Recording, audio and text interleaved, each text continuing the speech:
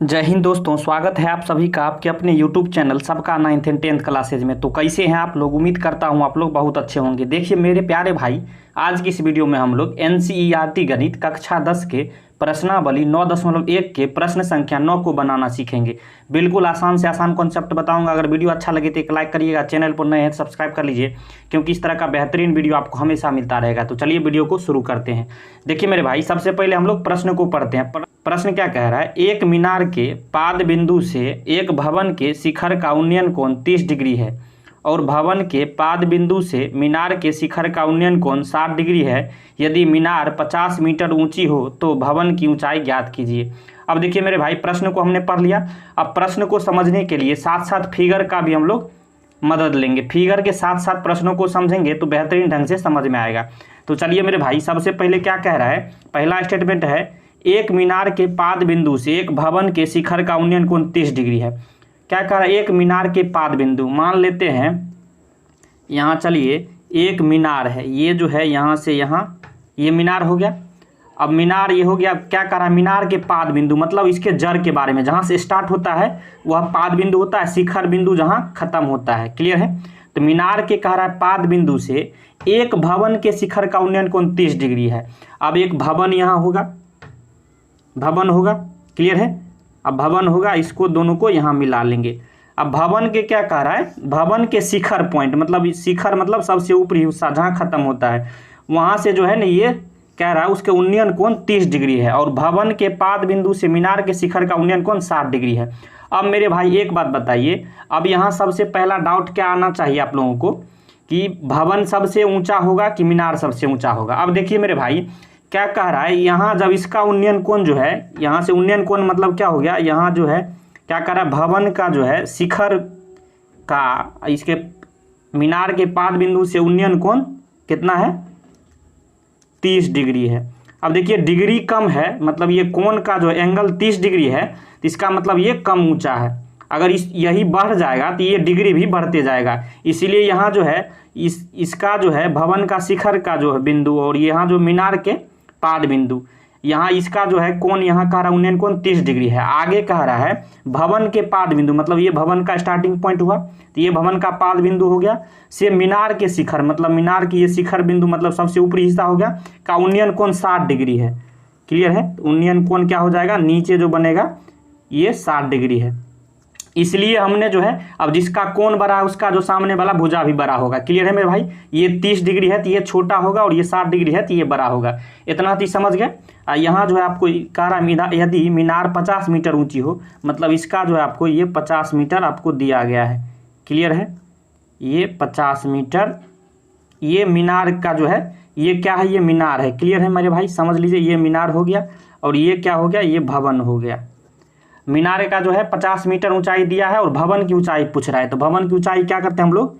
मान लेते हैं h मीटर। क्लियर है? भवन की ऊंचाई हम लोग h मान लेंगे। क्लियर है? ये h हमने मान लिया। अब जो जो हमने फिगर में ड्रॉ किया है सभी को यहाँ लिख लेंगे।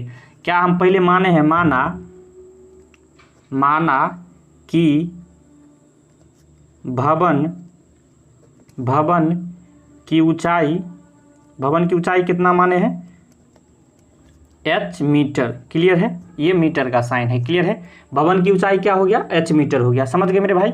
अब समकोण त्रिभुज में हम लोग ये दोनों, देखिए ये समकोण त्रिभुज हो गया। समझ गए? ये भी समकोण त्रिभुज होगा।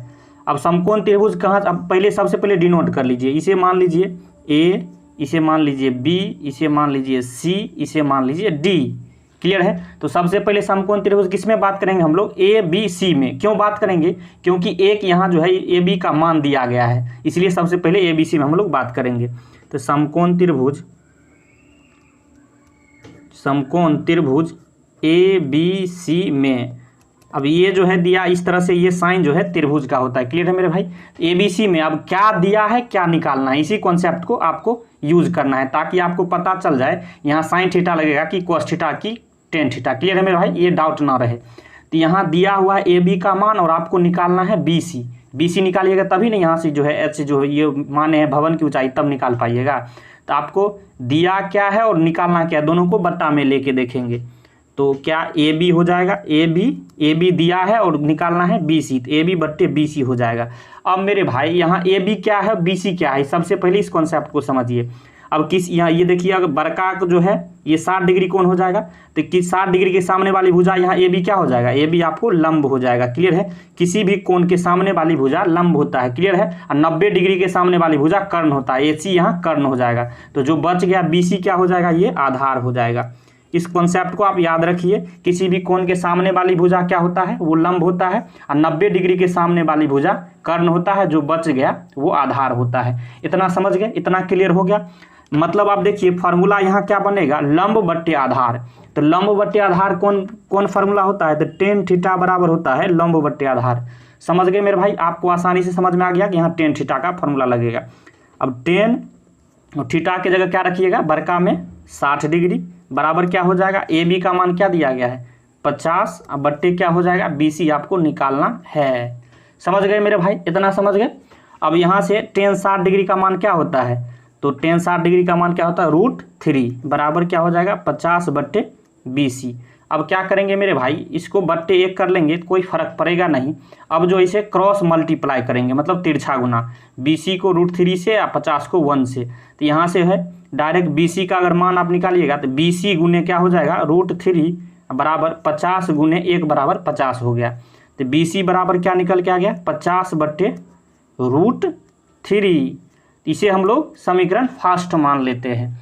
समझ गए मेरे भाई। अब इस समकोण त्रिभुज एबीसी का काम खत्म हो गया। अब समकोण त्रिभुज किस में बात करेंगे, डीसीबी में। क्लियर है, समकोण त्रिभुज किस में बात करेंगे, डीसीबी में। क्लियर है, डीसीबी कहिए या बीसीडी। क्लियर है, समझ गए।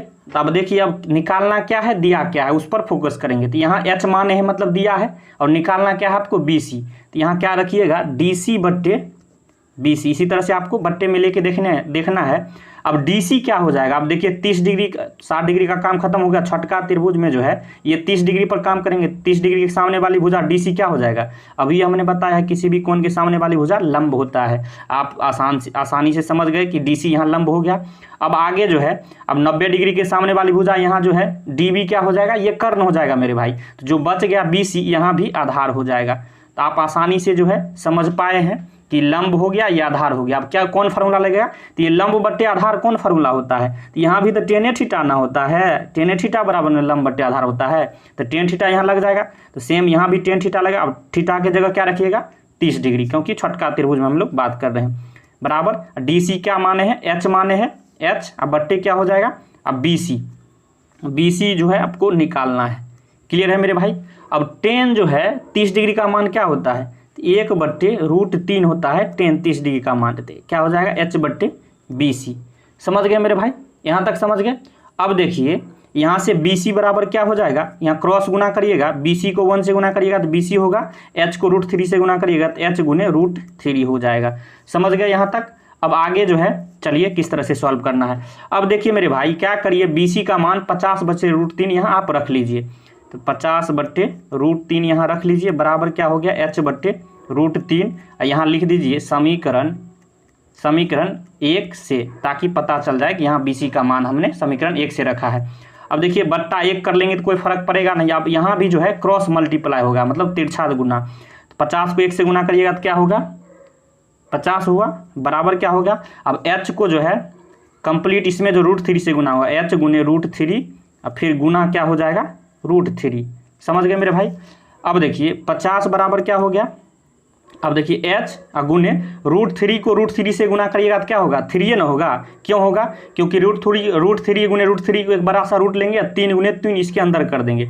जब क्या कॉन्सेप्ट होता है, जब रूट के अंदर जोड़ा में हो तो एक निकल जाता है। इसलिए सेम संख्या को जब रूट में रहे और 2 बार गुना हो तो रूट के अंदर वाली संख्या 1 निकल जाता है। क्लियर है मेरे भाई, समझ गए। तो एच यहाँ √3 को √3 से गुना तो 3 हो गया। तो एच बराबर क्या निकल के आ गया यहाँ, अब देखिए 50।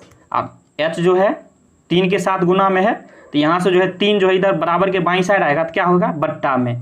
तो क्या होगा 50 बट्टे 3, अगर इसको भाग दीजिएगा पूर्णांक में तोड़िएगा तो 16.2 बट्टे 3 मीटर आ गया। यही आपका फाइनल आंसर निकल के आ गया मेरे भाई।